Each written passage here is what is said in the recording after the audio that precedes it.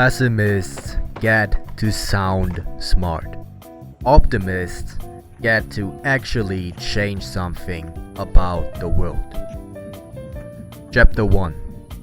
Unhappy Gingers. For a couple of days now, it has been the best weather and temperature that I saw in my home country for a long time. Looking out of the window, it really is beautiful. And still I haven't set a foot outside in a very long time now. It's weird, really. If I go outside, I feel like it's too hot for me to move and I just get an instant headache. I'm wishing for winter right now because big jackets wear a lot more cozy than sweaty legs in shorts. But back in winter, I wished it would be summer again so I could do stuff with my friends and not get sick every time I talk to someone. It's like when your mom and me when I'm with your mom and when I'm with your mom and your at home with your mom when mom. To be fair, I'm a ginger, so 1 minute of sun basically kills me and I turn into a lobster, but that's not my point. This is not just about weather. I feel like we humans are programmed to find flaws everywhere we go. And especially the people of my home country, Germany. In Germany, we got this saying that we Germans are only happy when we got something to be mad about. But I feel like this goes for a lot more cultures.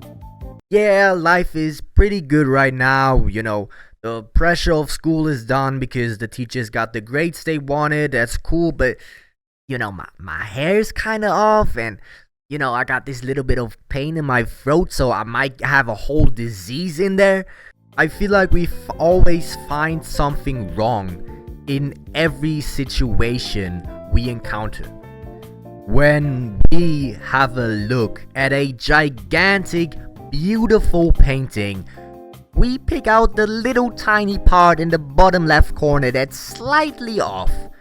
We know there's no such thing as perfect, but still we can't deal with getting anything less than it.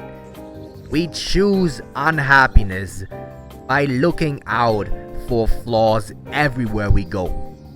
And this is no typical life is super beautiful and the glass is half full and we should enjoy every single moment even when life sometimes fucks us in the ass. But this searching for flaws kind of messes up our own life. It programs our head to only find the bad things in everything that happens around us, but also finding everything bad in what we ourselves do. Chapter 2. Talk dirty to me. For some reason, it's normal nowadays that our head puts us down.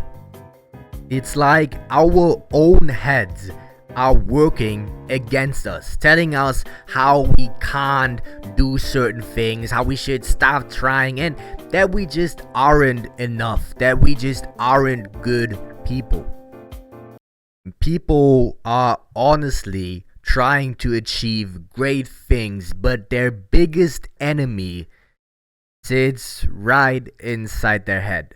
By always searching for flaws in everything around us, we support that voice that brings us down, that lives in our head and tells us why we aren't good enough. The main issue is probably that we can't go through life without labeling stuff. We can't simply see stuff. We need to attach our opinion to it. It's not just a car we see, it's an ugly car. It's not just a house, it's a house that's probably way too big for the people that live inside of it. It's not just clothes they wear, but ones that you don't really like. Because we are labeling everything we see, our head will also automatically label everything we do. And since we aren't perfect, it will label a lot of the stuff we do as bad or useless. We don't do this on purpose, but it just happens inside of us. The issue is that our head will bring up those things that it labeled once and goes like, yo, hey, remember when you did that stupid ass thing? That's also why there's a practice in Stoicism which consists of taking a walk outside and just seeing things. Not labeling them as anything, but just seeing them. Oh, there's a car, there's a house, there's a woman, that's it. Not looking out for the bad thing that we can label, but just seeing things as they are.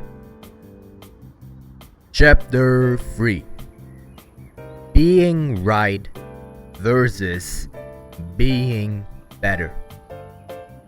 Only hold beliefs that help you instead of holding beliefs that hinder you, even when those might be true. That's a rule I set for myself. Yes, sometimes the negative belief is absolutely correct. But if it's a belief that brings you down, it doesn't matter how right it is. It's a belief that is not worth being held. So it's a belief, just a belief that you shouldn't keep in your head. Is being held, is that real? Is that a real vocabulary that exists? Being held? Being held?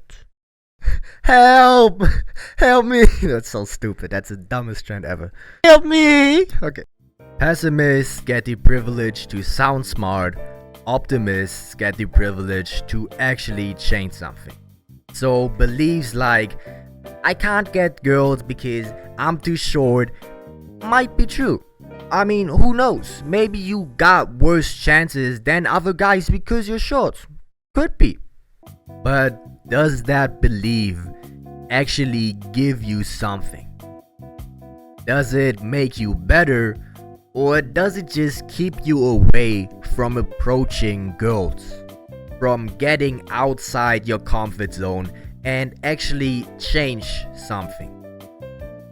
Even if it's true, it's not worth keeping this belief.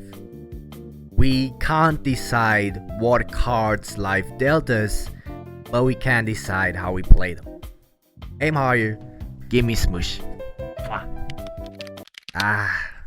Should I really upload this? I mean the script was alright, but my room is kind of messy, and it's the 5th day in a row that I wear this hoodie. I don't know, man. What will the people think of me?